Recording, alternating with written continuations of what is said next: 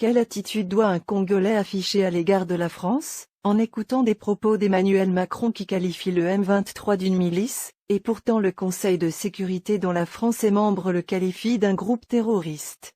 Si M23 est une milice, Emmanuel Macron ne nous dit pas de quelle armée. Comme elle n'est pas une milice de l'armée congolaise, donc elle est de l'armée rwandaise? Et concernant la question à quand la sanction, Emmanuel Macron reste oisif. Doit-on conclure que la France ne voit pas les choses comme les Congolais et le reste du monde? Ou la France a déjà choisi son camp? Bonjour Monsieur le Président, je suis Christian Loussakweno, Top Congo FM depuis Kinshasa. Alors d'abord, je suis étonné de vous voir tenir ce discours ici à Paris et non pas à Ouagadougou, Dakar ou Kinshasa. Est-ce que la France a peur de parler aux Africains à partir du continent? Ça, c'est une petite question, mais la grosse question est la suivante. La France défend ses valeurs. Elle a notamment parlé de démocratie, de liberté. La France a souvent condamné l'intangibilité ou la violation de l'intangibilité des frontières, tel que c'est le cas actuellement. Rapports ONU et internationaux indépendants pour le Rwanda en République démocratique du Congo.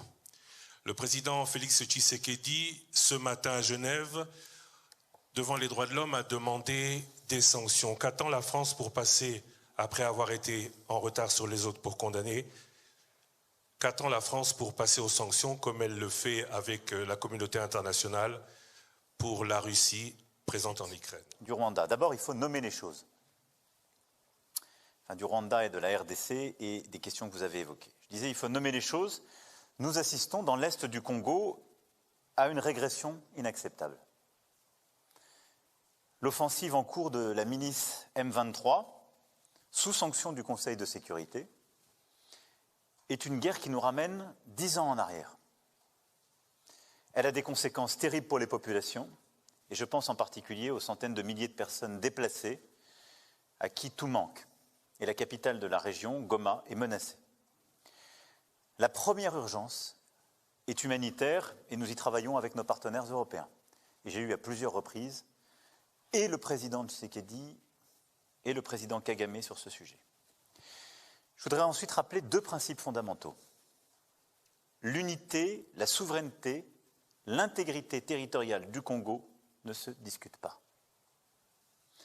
C'est notre position constante et cette position n'a pas changé. Deuxièmement, il n'y a pas de deux poids, deux mesures. La guerre dans l'est de la RDC ne doit pas être une guerre oubliée. Et c'est pourquoi j'ai passé autant de temps à parler avec chacun des acteurs et surtout que notre politique est de soutenir sans relâche le cadre des discussions que le Kenya et l'Angola ont mis en place. Et j'ai pu d'ailleurs aussi échanger avec les deux présidents pour soutenir les médiations régionales qui se sont déployées. Nous avons d'ailleurs soutenu le déploiement des troupes kenyanes dès qu'elles ont pu s'installer. Nous en avons été, je dirais, à l'initiative diplomatique. Et j'ai encore parlé ces derniers jours au président pour unifier les différents processus de médiation régionale. Je reste convaincu que la réponse doit être collective et c'est précisément le sens des entretiens que j'aurai aussi avec mes homologues avant de venir à Kinshasa.